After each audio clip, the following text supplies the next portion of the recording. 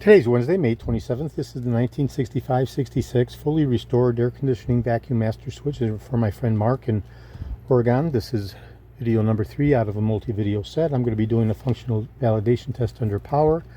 I'm going to go ahead and apply vacuum, and as I do so, we'll be looking for the diaphragm to collapse and for the light bulb to come on, indicating electrical continuity, since this is a go, no-go, on-off switch. So we can see the diaphragm collapsing as I apply vacuum. The light bulb comes on. I'm holding consistent vacuum pressure. Okay, and I'm going to go ahead and release to atmosphere. The diaphragm normalizes and the light goes off. So this is an on-off, go, no-go vacuum master switch. It controls the blower motor. Okay, this is for my friend Mark. This is a fully restored unit. And this, along with several other components, will be shipping out as soon as I get his okay to ship. Reply confirmation.